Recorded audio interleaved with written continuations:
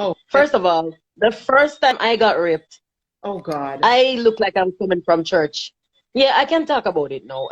Honestly, it took a while to be able to say that without flinching. Oh, And this was somebody I trusted. It's not strange. It wasn't strangers who hurt me. This is somebody I trusted. So I was just coming in the music business, and I was coming from the country, moved to Kingston. I was brought to my sister's house first as a babysitter, for her daughter, my niece, and in the process of babysitting, um, she ended up sending me to fashion design school in Halfway Tree in Kingston. And I would go to school in the morning. I dropped my niece at her school. So Jam, well, go on, me open. Alright, so today we are get straight to the point. And not even I'm not even gonna call this to because this is a serious thing. We are gonna talk about Tanya Steven. Yes, you know Tanya Steven, she always come out and say some things, but this time she come with something when nobody never expect this did happen to Tanya, because all of these years Tanya never talk about this. Tanya never tell nobody. Tanya never tell we. So Tanya, she not have no filter. She talk things them and she no business. But I guess I just the time for she if say it right now. And say Tanya is a sus and Tanya is a fan. So we are go straight to it now. So Tanya come out yesterday and she talked about her experience when she just started her music career. She said some things, and one of the things that we said, well, none of we are fans would expect that this did happen to Tanya Stevens. And anyway, she come out and the whole world actually astonished with this, what she revealed to the world right now, how she was take advantage of by a dancehall artist when she was a teenager, and she just started her music. She not used to nothing, so she wants somebody for sure and coach her. Anyway, she said she left from a country. Her sister take her for the babysitting work by her foot. Most of the time when you left starting it, as I always go, a family member always try to assist and you assist them same way too. So this was the person that did this to her was somebody that was trusted by her family. So every sister you come and you see sister trusting man and everything, you're gonna eventually trust him too. So Tanya end up trust this guy and the sister trust this guy, and I see what happened. And most of the time people where we trust do them something here, and a stranger or nobody from far do it a people where we trust and have. So you see, she gonna tell me how much time the man violate her as a young girl, and as a matter of fact the man is a Christian now too, but we hope she call him name, because we want to hear the name, we want to hear a O.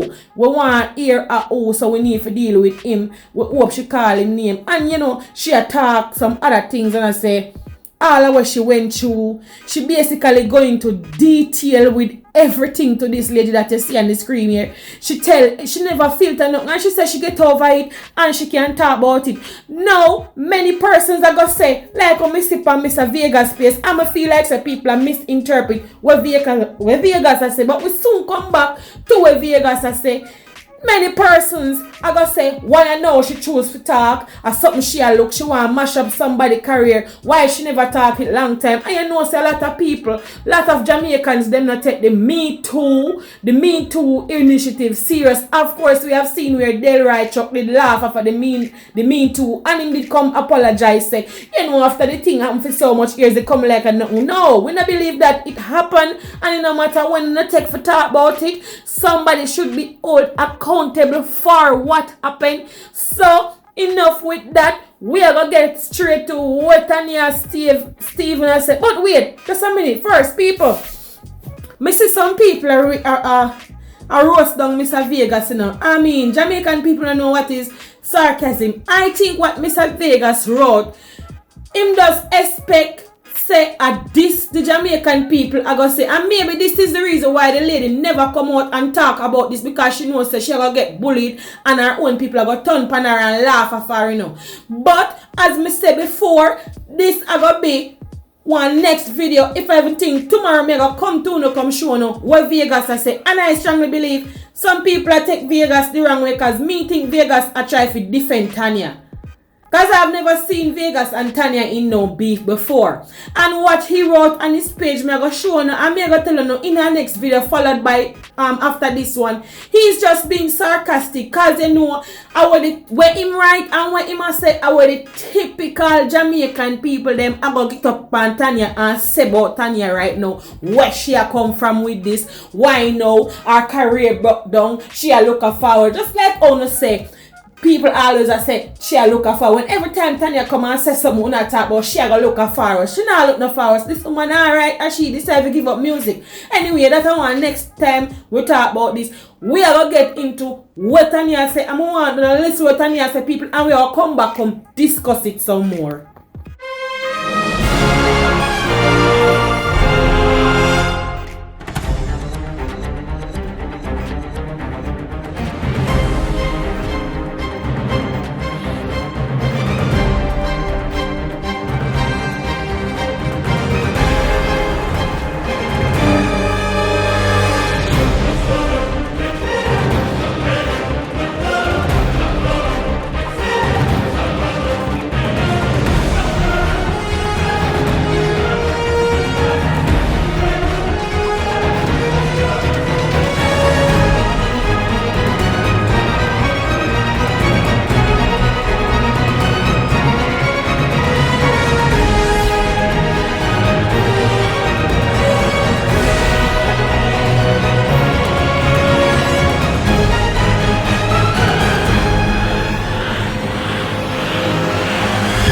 First of all, the first time I got raped, Oh God. I look like I'm coming from church.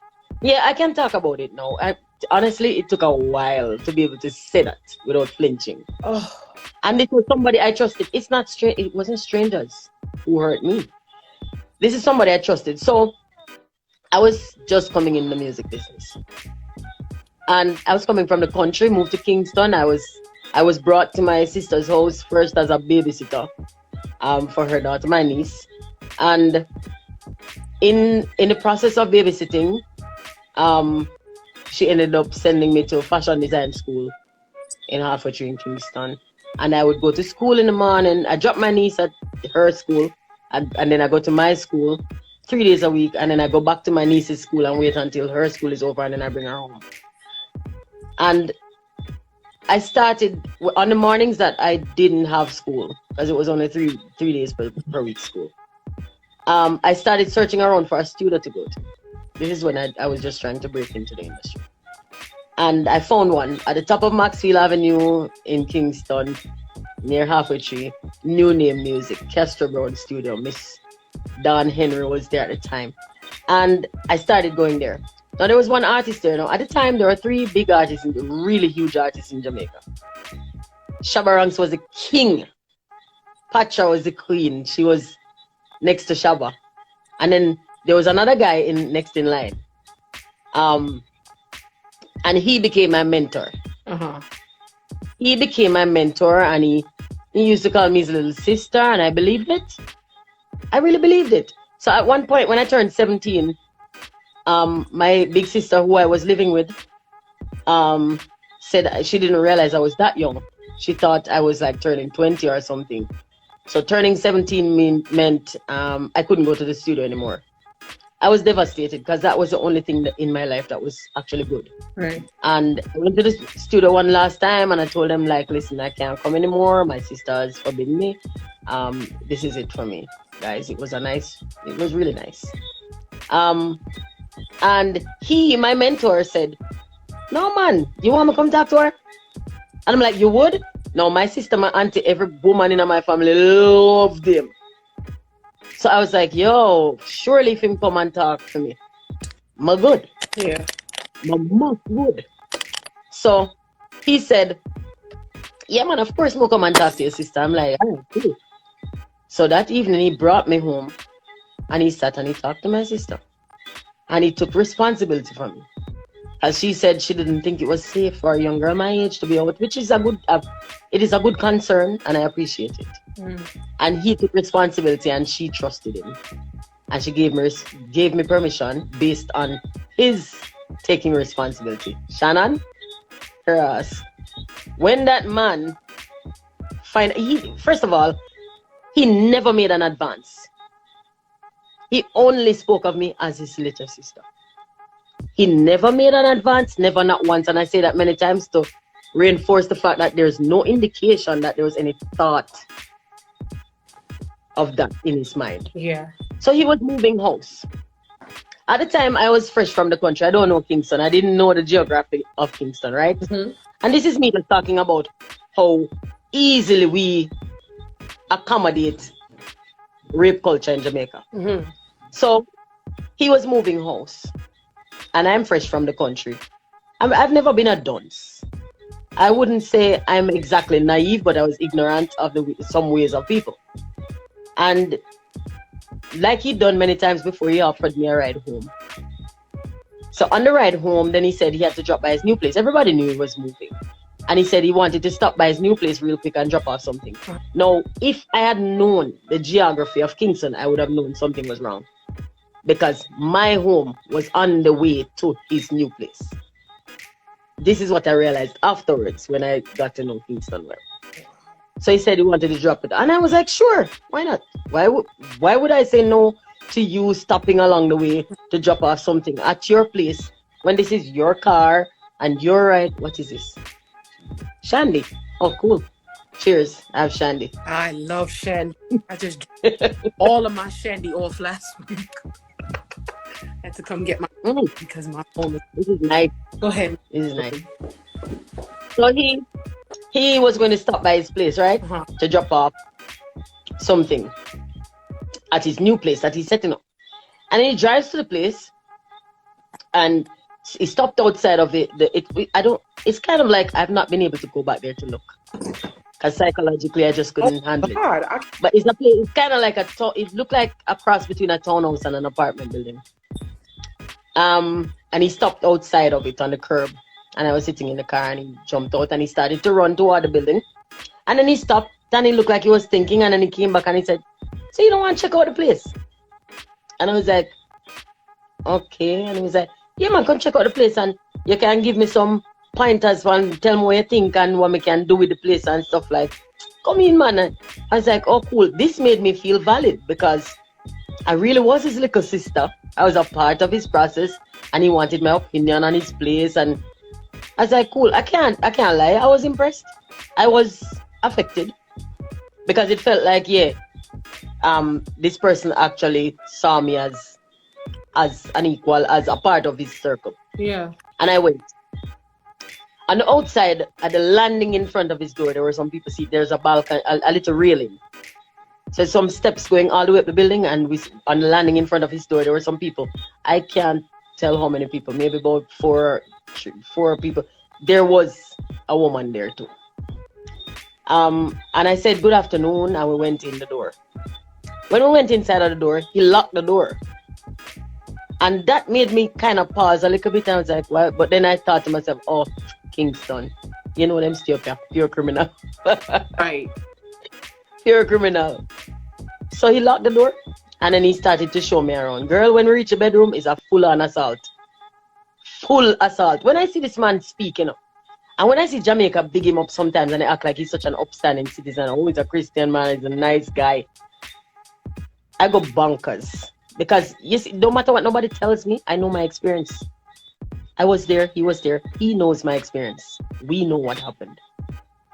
Child, I defend myself. I was about 95 pounds. It's a big diesel, man. Thick, so it's a muscle, nobody fat. And when he start beat me decide, all right, you know have to beat me. Me give up. Me ball for help, you know. I scream for help, me ball for rape. People there outside the door. You see when me scream and ball for rape and me know you nobody answer. Me just stop. Because what me I do? Wait until he kill me? Me I get real licks. So me stop fight. And that continued for hours. For hours. I was locked inside of his new place that he was moving into and just violated for hours. And when him done, him hold me and lead me to the bathroom, put me in a shower himself and bathe me. No evidence, no left. Me get a proper scrub. proper scrub. Who me did I go report him to? Remember me come the voluntarily, you know? Remember my ball for help and my ball for rape and nobody not sign. So who me da report him to and who was gonna be my witness? Remember this is a man who is adored by the 14 parishes and the diaspora. Who me I report him to? Me I want upcoming artist. You hear what them say about the girl them are going near Big Bill Cosby? So who me I report him to? Me an idiot. Now let me tell you the dialogue I had going into that experience. My big sister was a senior teacher at Ocherous High School and I used to live with her. And I used to hang around her and the other teachers. And one of her co-workers was the daughter of a judge, a magistrate.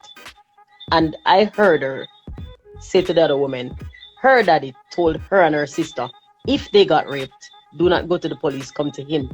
Because if they go through the system, they're going to be raped repeatedly by the system. That was the one dialogue I had in my head of reporting rape. I would never go to the police, not with that in my head. And that was a judge. So I went home with the conversation. Now listen, when he finished and he made me bathe, you know, and put me in one big t-shirt, his t-shirt, I had on a big old t-shirt. And I was just sitting in a corner, hug my knee and just a ball. My ball until no tears now come like me dry. And he asked if I wanted to go home and I said no, because me never want to leave out until night.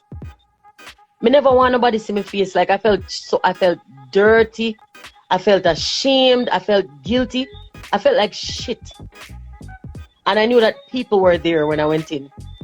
And I was hoping that they couldn't remember my face. And if I came out in the darkness, they wouldn't be there and nobody would see me and I could just go home in anonymity. When I went home, I went to the shower again and I showered. I don't have no evidence. I don't have nothing. Who may I go to? I'm poor.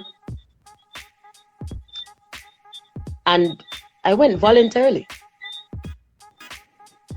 This is why sometimes you see me fight, me argue with people. I'm going to fight violent with people where speak out of their ass, you know, because they don't know. They sit over there in judgment and they speak on these girls and they don't know. You don't know what I feel like. You know what I feel like when I go home? Remember now, I live with a judgmental sister. I come from a judgmental family. I come from a family where I should have got college, although them not have no money to pay for college. My family would have preferred that I went to college and indebted myself with a student loan than pursue my passion. And they made it very clear. Them tell me I turn cruff, I what list now. And some said iron balloon. I would never bust, so go get a real job. I couldn't go to them and tell them that I went to the studio and got raped. Could I? How would I broach that conversation with some people who already said that was what was waiting for me at the studio? So now may I come back and say you did right. Which meant I couldn't go to the studio anymore. And the studio didn't do anything to me. One man did. Studio never do nothing to me at all. One monster did. And him do it repeatedly and people protect him. Well, first, wait. Oh my God, I'm at a loss for words right now. First of all, I didn't even know that you went through something like this. Second of all, I know it was a long time ago and I know you're okay now, but I'm so sorry that happened to you. I am so sorry that happened to you. And third, how the hell did you get through that? I didn't. Did you ever tell anybody? I tried. But every time I brought it up, it just was never convenient to the people around me. People around me had much more important problems to deal with. Important problem like a co-worker who keeps talking shit about me and I'm not looking. Stuff like that. I had to sit and listen to complaints about petty, stupid shit all day, every day from other people. I wanted to talk about it. I could not. I simply could not. So, let me tell you, further than that, I ended up back in the country at my mother's house. And I was trying to break into music just the same because I felt like, you know what, I'm not going to allow this to deter me Now more than ever, I have a reason to do this. And so I was back in the country, and in the country there are less opportunities to sing. In the city, I could go to the studios and record. In the country, we never had no studio. So I was singing on sound systems. I went to dances, and I hope to get in via that route. And I was kind of like a local celebrity in St. Mary, the parish I'm from. When I started getting put on posters, I was like, yeah, all right, girl, I'll come. Now, you know, music is a male-dominated field. So the majority of the people I was hanging out around was male. I started to date a guy I knew since I was a kid. I know him from as far back as I can remember.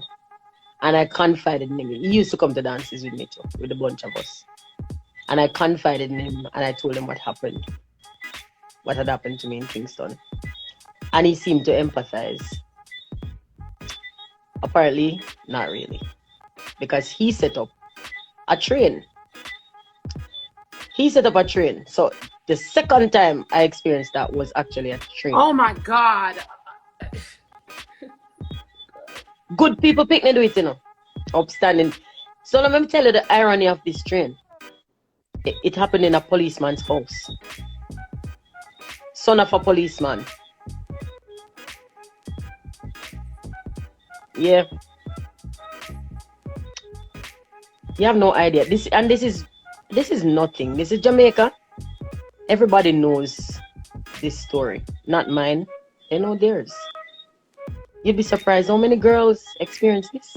I know. How many boys did this? I know. How many parents allow this? When this happened, I was actually hanging out with this guy I was dating, who I confided in, who I felt comfortable with because I had known him all my life. This wasn't a stranger. I'd known him. I don't remember not knowing him. And the other guys, two of the other guys, I knew them from school. They went to different schools. They went to a different school than mine. But we met up at like sport day events and stuff like that. I knew them. And I felt comfortable with them too. And they were my age. So I felt like, surely I'm safe. I wasn't. Not safe at all. And this happened hanging out with friends, just, you know, doing what normal teenagers do. First time was 17, second time 19. Oh my God. So the second time when this happened, and people say, so why you never scream? Remember the first time I fought and I was beat up. Second time it was a few of them. One man beat me up. You think me I go fight few man? Me not fight few man. All me I do, I just look for the one person who I trust the most and I say, why you do this to me? And I kept repeating that. Me can't believe, and he wouldn't look in my face. He just wouldn't look at me. And they did whatever they came to do. And that was it. Again, I couldn't leave until the night because this comes with an extremely large amount of just disgust. Like, it's not self-hatred, but it's like dirt. Just dirt. Like, I don't want nobody to see me like this because right now, I'm dirty. And again, I shower. And I left. When I left, it was night because I didn't want anybody to see me by day. So I left again in the night. And when I walked away from there, on my way to grab a bus to go home, I saw somebody I recognized. I have a sound system, so I know him because I remember me singing on sound system. And he asked me where I was coming from. And I guess because it was just so new and I really didn't think of any kind of insulation for myself yet. I just opened my mouth and it just let out. And I told him everything. And him said, come, me bring you to the station. And I said, no. And him said, what do you mean you don't want to go to the station? And I said, no, because the house I was in belonged to a policeman. He was on duty. I was going to walk into the station and tell him, maybe he locked me up for breaking and entering his house. He never invited me there. Would I go report his son to him?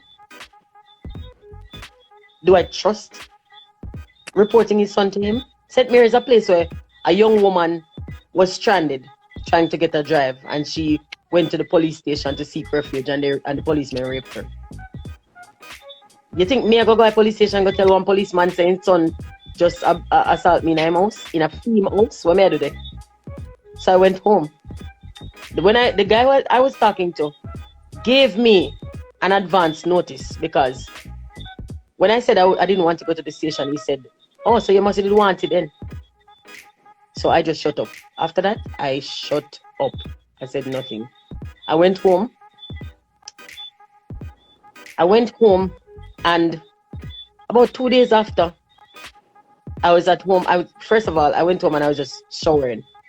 I just a beard. I couldn't stop beard. Like, my beard, for days, I just intermittent. Every time I think out it hard, I go back to beard again. And I was home. Everybody else was gone. And I was alone home. I'm hear a car horn at my gate. I'm go and look, and the boy them in a white car, I don't know kind of sedan. At my gate. I asked me if me alright. And I was so scared because I was home alone. I run back inside and lock up. Because I thought there was gonna be a repeat. I never have no escape route. Yeah. But luckily, they left. After that, I was home. I stay home for months. I just couldn't come out. I never want to see nobody. I never want nobody to see me. Yeah. I don't think people understand the psychology of this. That when they speak, this is why I keep saying, do not talk. If you don't know, don't speak. Just it's okay to be silent. Better to be silent than to cause more damage. Wait, I have so many questions. So, did you tell your mom? No. So your mom never knew. And your mom Not didn't like suspect any weird behavior in you, like that you changed? I don't know. She didn't say. But you have to understand too, she came from a different time and she was brought up on different rules. She will come from a society where, let me tell you, every time I'd heard anything like that mentioned, the stigma was always placed on the victim. I remember one girl that everybody used to point at and say, see the girl that them raped. Our family had to move her. I don't know if she migrated and never saw her again. Never saw her again. There was another girl who got raped and then she started acting different and everybody say she mad out. And it's like, yo, boy, she just turned one piece of skittle bomb. Like, skittle wasn't a word then, but it's like she turned ore. Yeah. And it's the post-rape behavior that the lack of self-worth that comes from that violation. Because what it does is not physical. The biggest damage is not physical. Because at one point, how I used to treat myself, how I used to counsel myself to save me from the brink of madness. One of the boys, one of them Monday, from the train, had a micro penis. And that is what I used to cheer myself up. Like, well, technically, it's one less person because he technically wasn't a part of it because he really had no penis. Oh my God. It's just the kind of madness that he used to bring me back from madness. And God. let me tell you something. Every single time I went on the road and somebody said something negative, that made me feel like I was falling into a hole because after a while I had to go on the road. Yeah. It was always a woman. Women. I remember one time I went back to Portmore, which is where it happened. And I was walking on the street. And one girl was walking with another girl. I can still remember her face. I can't even remember the second girl's face, but I remember the first one. She pointed at me across. She was at for those who know Portmore on the line. She did over the little harbor dash through the back of the clock. Side of Jane. Over the side I walk. And me there, I come off of the bridge. Come into the clock. And when I passed the gas station, I could hear her and she point. And say, see the girl there? And that girl there, them battery at frontier. Loud. I remember like it's yesterday, I tell you, I can hear her voice and I can hear her face. A point. And she laughed. Remember, I don't do nothing. All I did was hang out with my friends. When I trust. This is the kind of narrative we're out there right now. In our society, and we accommodate it. You see, this is the reason why when they put all these them put all of them measures in place and I pretend to care about people with with COVID. Me no bite. Right. Because rape is a bigger pandemic than COVID in Jamaica. Yep. Way more people get raped than we get COVID. Yep. I mean, see them and do nothing about it. Yep. When me look and see rapists the side of them, me can point and say, him a rapist. You know what rapist me know? Rape victims trust me and then tell me. I me believe them. Me can tell you, this is my superpower. Me can tell you when a girl a lie. And very, very, very seldomly, me ever get a feeling like a girl a lie. The language that they use and the body language that they have, the behavior changes. Me can identify the behavioral changes. Right. Me identify it because me identify with it. Me can pick up on it. Certain things that them say, me know that now come from a girl whenever get raped. Because when I start to resonate within me, Right. me know when I true. Me know. That's why I know something because they're rapist. Me not ask Christ. Me not ask Christ. Me tell you, Listen. I'll have to go listen to the victim them and some of them are tell lies. Some of them are tell lies for real. But you see, one of them when I talk the truth, girl, it resonate and it break it. It take my intestines and it twist them in some knots and it put me in my bed and me hug up my knee and in a fetal and me cry. Because me feel them pain. Me know that pain there. Me know the pain there. The only thing it brought me out of that pain. First of all, I've heard many people say, oh, so if him really rape her, why she go back there? Girl, me date one of my rapists. After rape. Shannon, me don't know how to explain it to you. Was that a way? So people, there you have it. Your ear sister Tanya came out with her truth. Nobody never expect this. And she come out and she say what she say. And of course, you go have a couple of people them where I go bash her and talk, say she never fi come talk, why she wait so long and mischief she a make and she a say a bag of things and she a do a thing. I remember mention something about Mr. Vegas in the beginning of the video. Me I go read what Mr. Vegas say and you know me feel like you have some people in you see some Jamaicans people not only them not able to read and comprehend. You know everybody I talk about Mr. Vegas now. You know Mr. Vegas, I think he's trying to defend Tanya Steven in our sarcastic way. Anyway, people, me go read when Mr. Vegas post on Instagram for cause people feel look at it the wrong way and I say him a bash Tanya for came out and said what happened to her. Anyway, here it goes. So this was a story done by a writer and Mr. Vega screenshot it and post it and you know Stephen lashes us at the Jamaican with the R-word culture, you know we can't say that. Anyway, this is what Mr. Vegas wrote. Where she a bring up this far, look how long that gone. And because she want the man make she a come talk. Nobody no one hear her. Me tired for the same subject. He who is without sin cast the first stone. Only God can judge. Every sin are the same. The man done beg God forgiveness. So why she always a talk about it? She just jealous because the man more famous than her. So you know people come like this person where people know. So we need to know him. God soon deal with her. Touch not the Lord anointed. And because her career done, she a look a hype. Go find something do and come off of the man back. She no believe in a Jesus. She say God no real. I see him where she did take set by Minister Marian Hall. The one Vegas soon come nuff up himself. Make we get ready for usher him out with him nuff self. I can't stand him and me worse can't stand she. Let me know what I left out. Uno old hypocrites. Yeah, and you know in caption and say Subi. And the people some people me feel like some people misinterpret what he's trying to say because some of us are not able to read and comprehend. Anyway, people, tomorrow we're going to review what Mr. Vegas has said. And you know, even when we can strike with channel, I love strike people, we still are going to do it. Anyway, people, Sus Jam, uno walk good. And if you like the video here, uno give me a thumbs up. If you don't understand. And don't forget for, subscribe to the channel if you like the content and you want to see more from me.